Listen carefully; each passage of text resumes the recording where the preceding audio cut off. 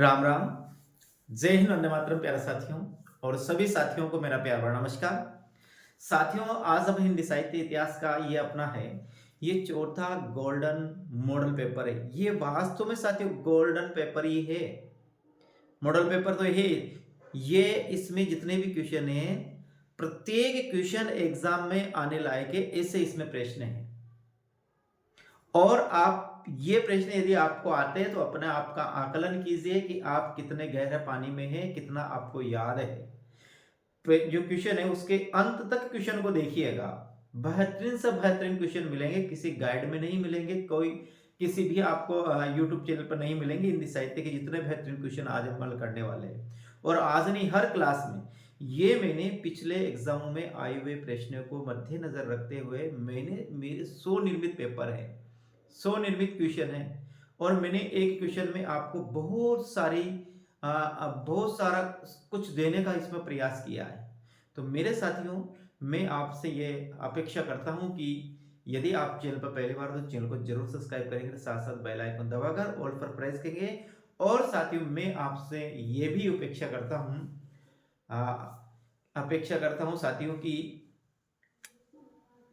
इस क्लास को अधिक से अधिक जरूर शेयर करेंगे और स्टेटस लगाएंगे। ये भी मैं ऐसा मानता हूं कि इस मेरे वीडियो को आप स्टेटस लगाएंगे, और आपके पास जितने भी ग्रुप है, वो टेलीग्राम ग्रुप हो या फिर वो व्हाट्सएप ग्रुप, निश्चित रूप से साथियों उसमें आप शेयर करें। तो एक बार पुनः मैं आप सभी साथियों का आज की क्लास में स्वागत करता हूं। और प्रिय साथियों, अब बढ़ते हैं आज की क्लास में आगे। और आज क्लास का पहला प्रश्न अपना देखिएगा। किस प्रकार का पहला प्रश्न, बहुत बेहतरीन प्रश्न है साथियों। आप पहला प्रश्न देखकर ही आप अंदाज लगाइएगा किस प्रकार का यह प्रश्न है। देखिए, प्रश्न को पढ़िएगा आप। प्रश्न में क्या लिखा हुआ है? प्रश्न में लिखा हुआ है साथियों कि निम्न को सुमेलित कीजिए। देखिए, यहाँ पर सुमेलित करना है। श्रावकाचार्य विजय बिसल देव रासो है, 84 वैष्णव की वार्ता है और 252 वैष्णव की वार्ता है। इनको सुमेलित कीजिए कि कौन सी रचना किसके द्वारा लिखी गई है। तो आपको ध्यान रखना है मेरे साथियों, बिल्कुल आपको समझिएगा। यहाँ क्या है, पहली अपना रचना श्रावकाचार्य, ये देवसेन की है। बिल्कुल साथियों ये सुमेलित है। विजयपाल रासे बिसल देव रासो साथियों नरपति नाले का, बिल्कुल साथियों ये भी क्या है, सुमेलित है। 84 वैष्णव की वार्ता है गोकुलनाथ की है, बिल्कुल साथियों सुमेलित है। 252 वैष्णव की वार्ता गोकुलनाथ की है, ये भी क्या है साथियों, बिल्कुल सुमेलित है। अब देखिए, पहली बात करते हैं श्रावकाचार्य। श्रावकाचार्य की बात करते हैं तो ये हिंदी की प्रथम रचना है। पहली बात तो याद रखना, हिंदी की प्रथम रचना मानी जाती है। रचना कौन साथियों? देवसेन। इसमें क्या है, 250 दोहों में, इसने 250 दोहों में श्रावक धर्म का वर्णन है। श्रावक धर्म का वर्णन है, बस इतना हमें याद रखना है। बिसल देव रासो है। बिसल देव रासो रचयिता कौन है? नरपति नाले, जिसमें कौन है, बिसल देव यानी सांबर नरेश बिसल देव, जिसे इतिहास में विग्रहराज चतुर्थ भी कहा जाता है, उसका, और इसकी पत्नी राजमती। क्या है जिस पत्नी का नाम है? राजमती। दोनों का साथी इसमें क्या है, विवाह वियोग और पुनर्मिलन। विवाह वियोग और विच्छेद और पुनर्मिलन, इसमें क्या है साथियों, वर्णन है। फिर इसकी बात करते हैं 84 वैष्णव की वार्ता गोकुलनाथ की है, जिसमें साथियों इसमें वल्लभाचार्य के शिष्यों का वर्णन है। किसका है? वल्लभाचार्य शिष्यों का वर्णन है। और 252 वैष्णव की वार्ता है, इसमें साथियों विठलनाथ के शिष्यों का वर्णन है। ये हमें याद रखना है। याद रह जाएगा कि नहीं याद रहेगा? अब आगे बढ़ते हैं अगले प्रश्न में। अगला प्रश्न की अपन बात करते हैं तो अगला आता है, निम्न में से किसने ये सिद्ध हुआ साथियों और नाथों के साहित्य को धार्मिक साहित्य मानने से इनकार किया या धार्मिक साहित्य में सम्मिलित नहीं किया है साथियों। यह सिद्ध है, सिद्ध साहित्य या नाथों के साहित्य को धार्मिक साहित्य में सम्मिलित नहीं किया। हजारी प्रसाद द्विवेदी ने, महावीर प्रसाद द्विवेदी ने, सोहनलाल द्विवेदी ने अथवा आचार्य रामचंद्र शुक्ल ने साथियों। किसने सिद्धों और नाथों के साहित्य को धार्मिक साहित्य में सम्मिलित नहीं किया? इसमें यह कहकर कि इसमें उपदेशात्मक की प्रधानता पाई जाती है, इसलिए हम इसमें साहित्य में स्थान नहीं दे सकते है साथियों। ऐसा कहकर इसको जो आदिकाल का धार्मिक साहित्य उससे इससे अलग कर दिया। तो ये अलग करने वाले कौन है साथियों? यहाँ है हजारी प्रसाद द्विवेदी है, महावीर प्रसाद द्विवेदी है, सोहनलाल द्विवेदी है, अथवा आचार्य रामचंद्र शुक्ल है। तो यहाँ पर अपन बात करेंगे तो अपना आंसर आएगा आचार्य रामचंद्र शुक्ल अपना सही आंसर होगा, जिन्होंने सिद्धों और नाथों के साहित्य को हिंदी साहित्य का अंग मानने से क्या कर दिया, इनकार कर दिया साथियों। अगला प्रश्न की बात करते हैं, खड़ी बोली हिंदी का प्रथम कवि किसे माना गया है, बताइएगा। खड़ी बोली हिंदी का प्रथम कवि किसे माना गया है? तो साथियों यहाँ पर बात करते हैं, खड़ी बोली हिंदी का प्रथम कवि माना गया अमीर खुसरो। किसको माना गया? अमीर खुसरो को खड़ी बोली का प्रथम कवि, खड़ी बोली हिंदी का प्रथम कवि माना गया है। अमीर खुसरो को हिंदुस्तान की तूती भी कहा जाता है साथियों, याद रखना। अमीर खुसरो को हिंदुस्तान की तूती भी कहा जाता है। और खड़ी बोली की यदि प्रथम रचना गद्य, खड़ी बोली गद्य की प्रथम रचना की बात करते हैं, खड़ी बोली गद्य की प्रथम रचना तो गंग कवि कृत छंद वर्णन की महिमा, छंद वर्णन की महिमा को खड़ी बोली गद्य की प्रथम रचना माना जाता है, ये आपको ध्यान रखना है। ठीक है साथियों, खड़ी बोली हिंदी का पहला कवि अपने कौन आएगा? अमीर खुसरो खड़ी बोली हिंदी का पहला कवि आएगा। अपना आंसर क्या होगा? ये अपना सही आंसर होगा साथियों। आगे हम बात करते हैं, निम्न में से किस ग्रंथ में एक साथ 3 भाषाओं की व्याकरण दी गई है? अब बताइएगा। हेमचंद्र शब्दानुशासन, कुमारपाल प्रतिबोध, प्रबंध चिंतामणि या संदेश राशक या फिर अनुत्तरित उत्तर, क्या आएगा? वह कौन सा ग्रंथ है जिसमें एक साथ 3 भाषाओं की व्याकरण दी गई है साथियों? कितनी? 3 भाषाओं की व्याकरण दी गई है, तो वह कौन सा ग्रंथ है? अब बताइए। वह साथियों हेमचंद्र शब्दानुशासन। क्या है? हेमचंद्र शब्दानुशासन है एक ये व्याकरण ग्रंथ है जिसमें 3 भाषा, कौन कौन सी? ध्यान रखिएगा, एक तो संस्कृत है, और एक साथियों प्राकृत है, और एक है अपभ्रंश। कौन सी है? एक है अपभ्रंश। 3 भाषाओं की व्याकरण एक साथ दी गई है हेमचंद्र शब्दानुशासन में।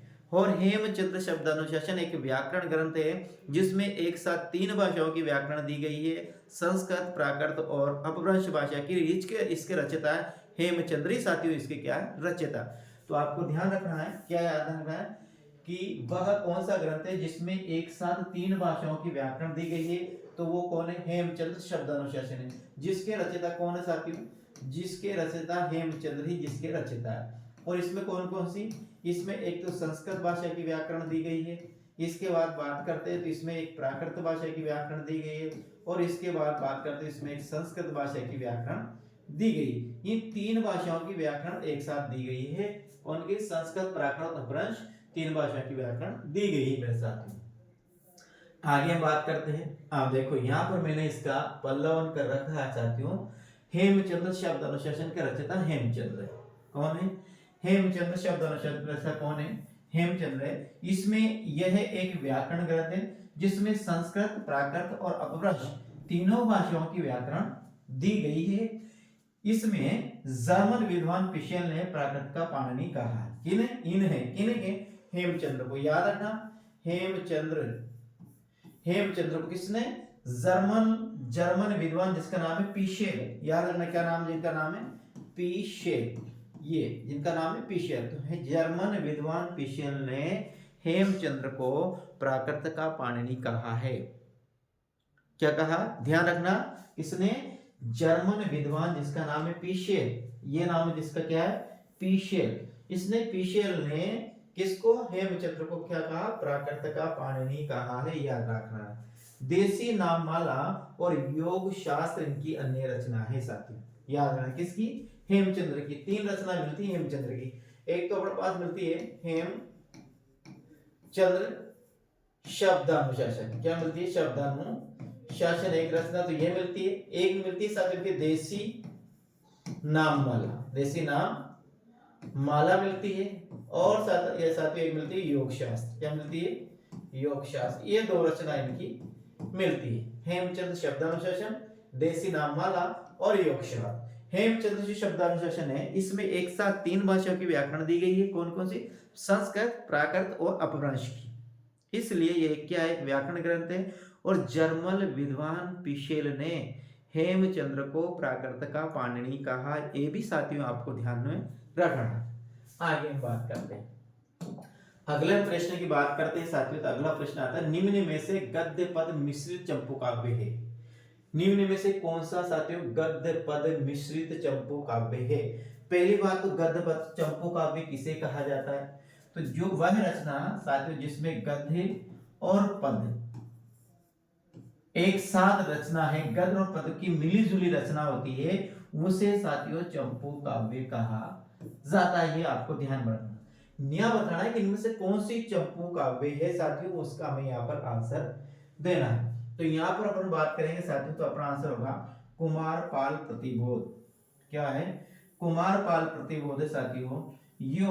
ये इसको चंपू काव्य भी कहा जाता है, क्योंकि इसमें एक साथ गद्य और पद दोनों शैलियों में साथियों इसकी रचना की गई है, दोनों पद्धतियों में इसकी रचना की गई है, इसलिए कुमारपाल प्रतिबोध एक चंपू काव्य है। ये आपको ध्यान में रखना है मेरे साथियों। आगे हम बात करते हैं, अगले प्रश्न की छठा है, निम्न में से सुमेलित कीजिए। अब आपको यहाँ पर सुमेलित करना है। कौन है? कुमारपाल प्रतिबोध सोमप्रभ सूरी, प्रबंध चिंतामणि आचार्य मेरुतुंग, योग शास्त्र हेमचंद, देशी नाममाला हेमचंद, या फिर सभी। तो देखिए यहाँ पर आंसर देने की कई बार कोशिश कीजिएगा, इसमें से कौन सी रचना सुमेलित है और कौन सी रचना सुमेलित नहीं है, या फिर सभी रचनाएं इसमें सुमेलित है। तो यहाँ पर यदि हम आंसर की बात करेंगे साथियों, तो अपना आंसर क्या होगा? ई अपना सही आंसर होगा, सभी रचना क्या है? सुमेलित। देखिए हम बात करेंगे, कुमारपाल प्रतिबोध है जो अपन देखा है, ये कौन सी रचना है? ये एक चंपू काव्य है। चंपू काव्य, चंपू काव्य किसे कहते हैं? जो गद्य और पद दोनों शैलियों में जो लिखा गया, दोनों से जो मिश्रित रचना होती है, वह चंपू काव्य कहलाता है। तो ये जो कुमारपाल प्रतिबोध है किसके द्वारा लिखा गया? ध्यान रखिएगा, सोमप्रभ सूरी ने लिखा गया। प्रबंध चिंतामणि आचार्य मेरुतुंग ने लिखा, जिनका कहीं कहीं नाम मेरुटुंड भी मिलता है। क्या मिलता है? मेरुटुंड भी मिलता है, मेरुतुंग भी मिलता है। तो प्रबंध चिंतामणि किसकी रचना? आचार्य मेरुतुंग की है। योग शास्त्र किसकी रचना? हेमचंद्र की है। और देशी नाममाला किसकी रचना? हेमचंद्र की। अभी अपन ने एक और देखी थी, हेमचंद्र शब्दानुशासन, जिसमें एक साथ 3 भाषाओं की व्याकरण दी गई है। वे व्याकरण कौन सी? एक संस्कृत है, उसके साथ बात करते थे एक प्राकृत है, फिर एक बात करते तो क्या है? एक अपभ्रंश। इन 3 भाषाओं की इसमें एक साथ व्याकरण दी गई, किसमें? हेमचंद्र शब्दानुशासन।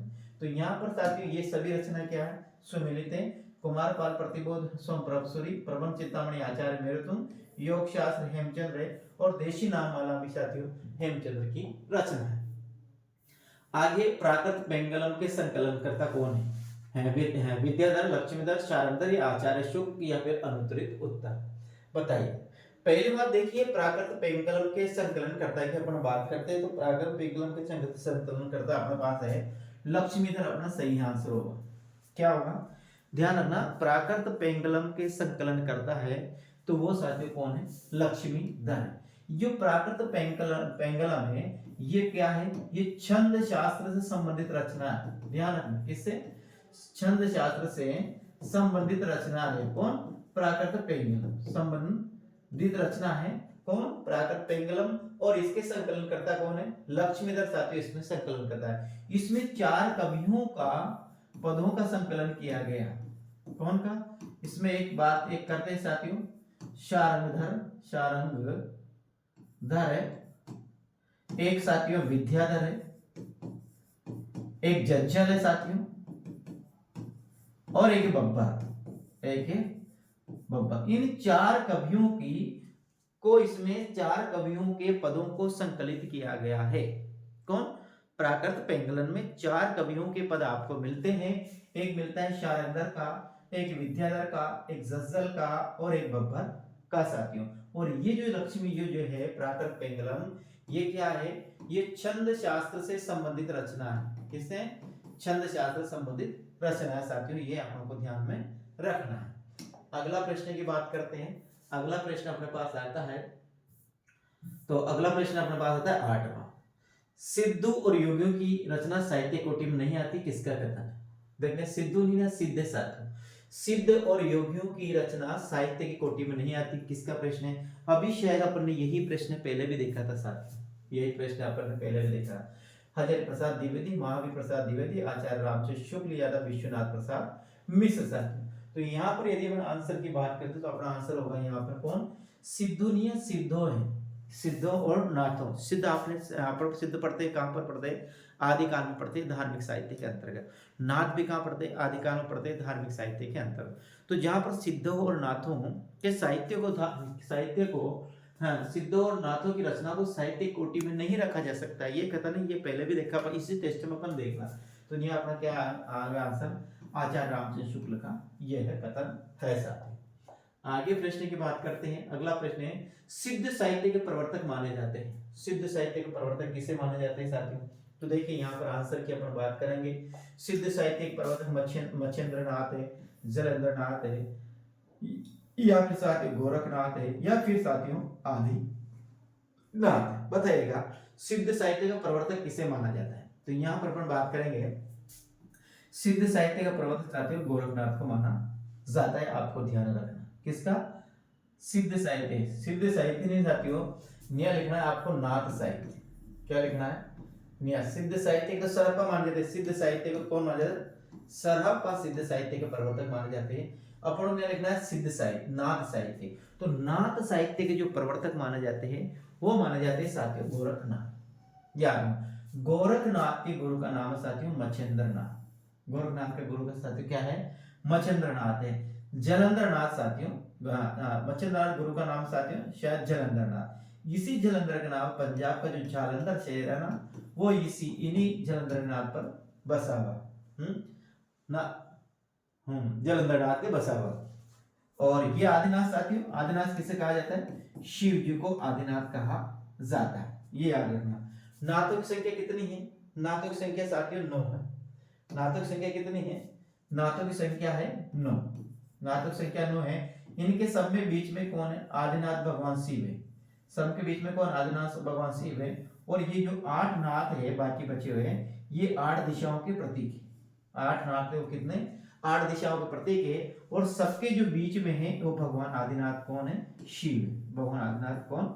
शिव है। और बाकी जो 8 है वो 8 दिशाओं के प्रतीक के साथियों, ऐसा इसमें कहा गया है। इसमें नाथ साहित्य में, तो आपको ध्यान में रखना है सबके बीच में है भगवान आदिनाथ शिव है। और जो बाकी जो 8 नाथ बचे हैं वो इन 8 दिशाओं के क्या है?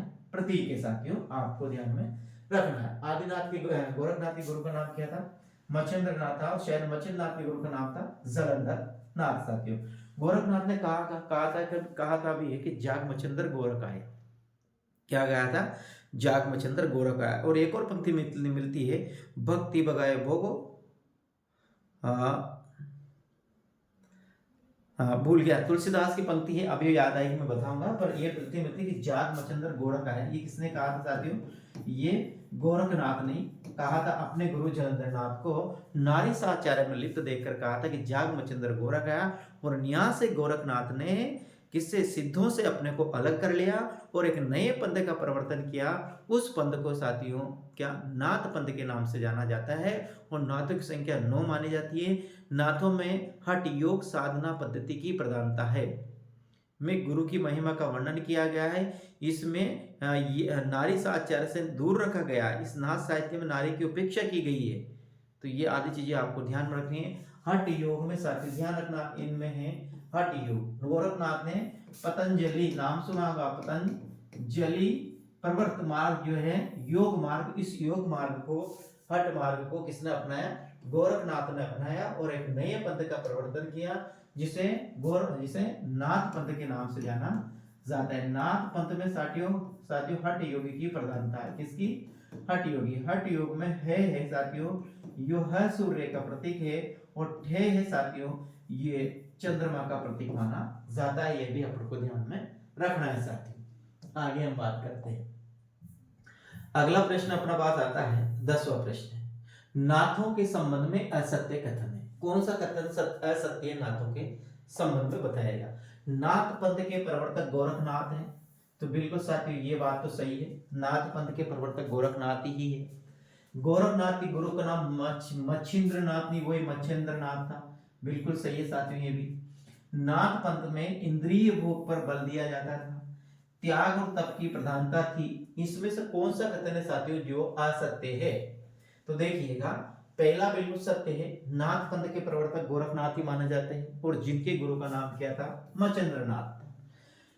नाथ पंथ में इंद्रियों के भोग पर बल दिया जाता था, ये गलत कथन है। नाथ पंथ में इंद्रियों को कोई स्थान नहीं दिया गया साथी। नाथ पंथ में भोग विलास और इंद्रियों पर संयम पर बल दिया गया। इंद्रियों पर कोई, भोग पर कोई भी इसमें ध्यान नहीं दिया गया, केवल इंद्रियों के संयम पर प्रधानता दी गई है। भोग विलास पर संयम पर प्रधानता है साथियों, किसमें? नाथ पंथ में। और यहाँ पर त्याग और तप की क्या है? प्रधानता। नारी साचार्य से अपना आपको क्या रखते हैं साथियों? नाथ जितने भी वो अलग रखते हैं और इंद्रियों पर क्या रखते हैं? नियंत्रण रखते हैं। इंद्रियों में ये संयम रखते हैं। इंद्रियों का मान लेती है दमन करते हैं। क्या करते हैं? दमन वाले इंद्रियों का दमन करते हैं। तो यहाँ पर अपना क्या है? ये गलत आंसर है, असत्य आंसर है साथी। आगे, नाथ मुख्य थे कहां थे? नाथ थे वो मुख्य थे कहां के थे साथियों? बताइएगा।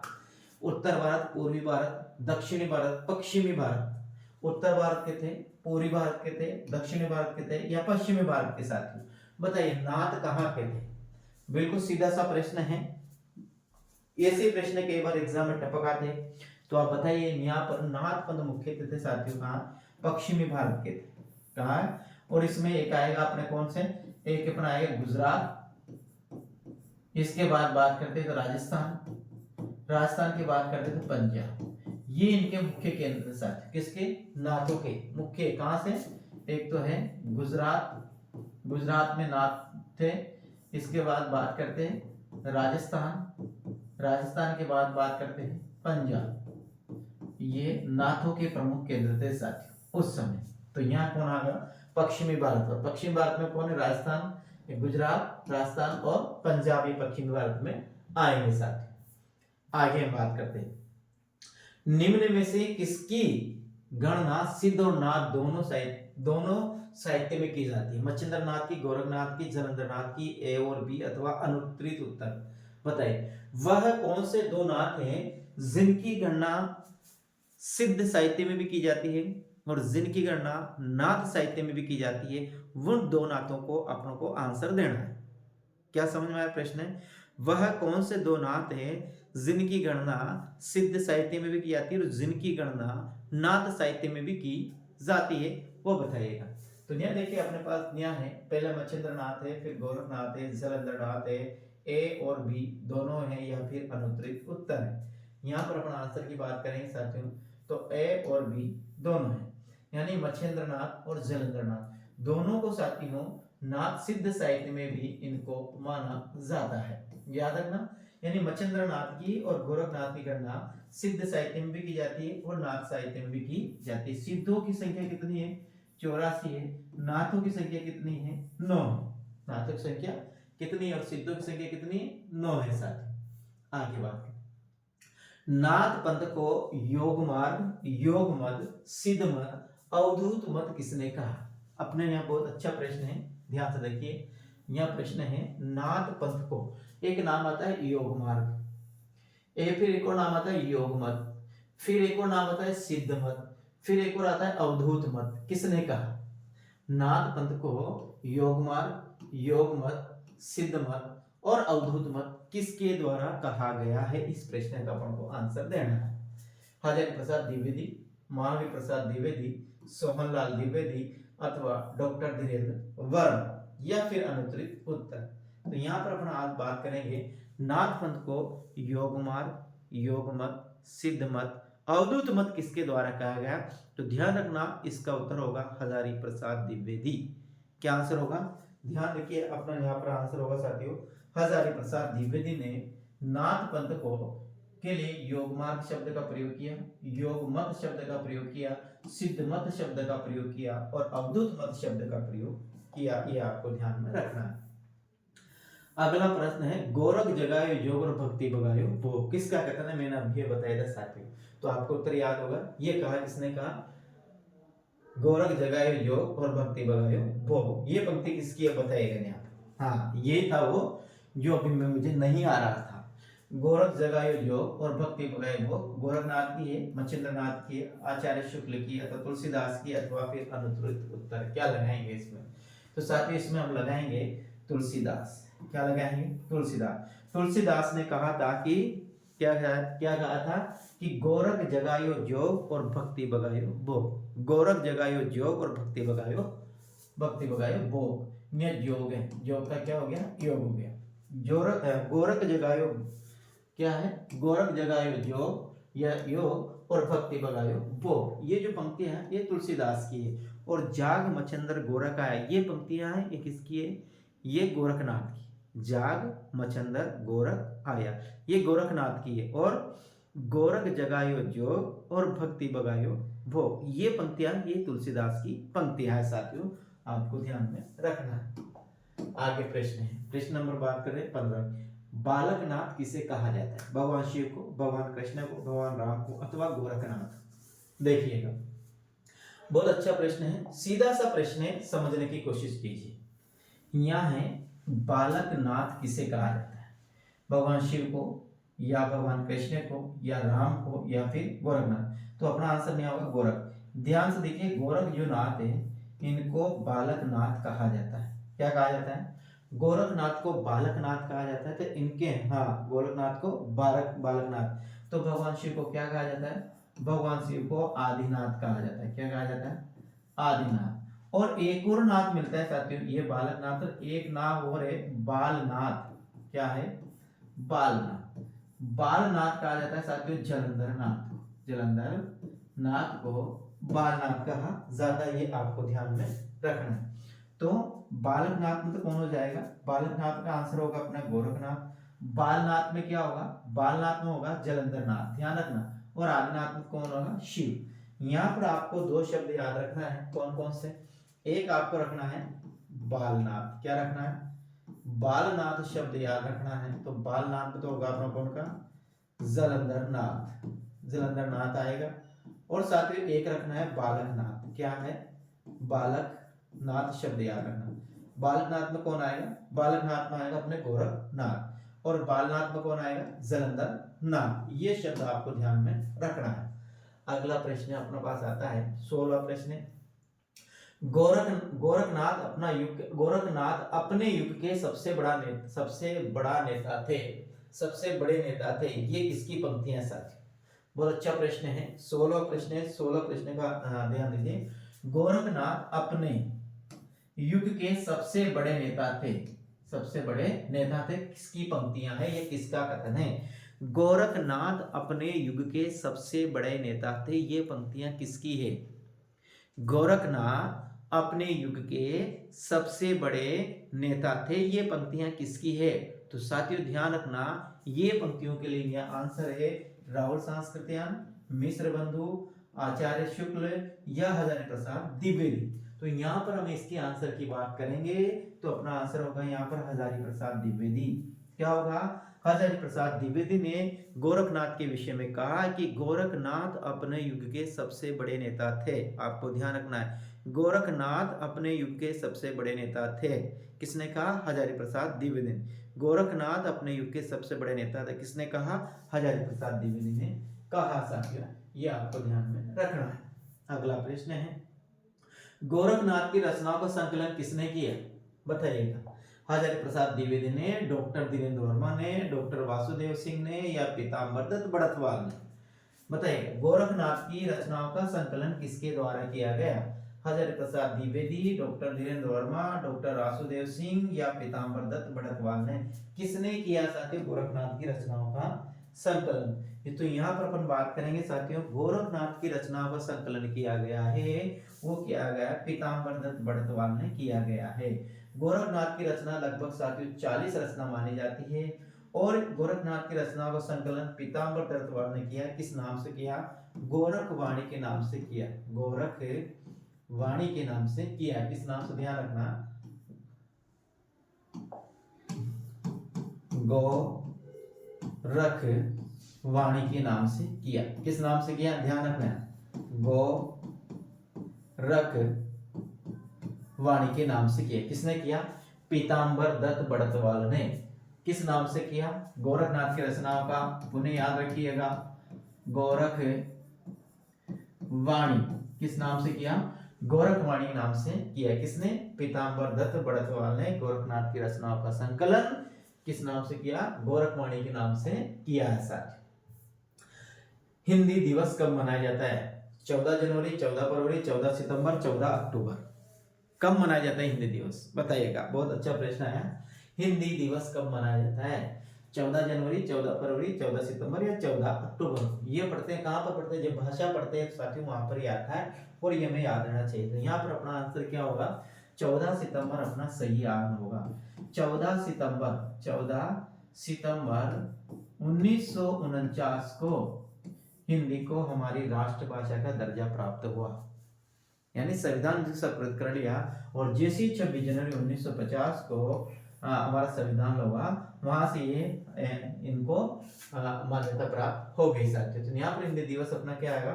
14 सितंबर को हिंदी दिवस मनाया जाता है। प्रति वर्ष 14 सितंबर को हिंदी दिवस मनाया, क्योंकि 14 सितंबर 1949 को हिंदी को संविधान में राजभाषा का दर्जा दिया गया, यानी अंगीकृत किया गया था साथियों।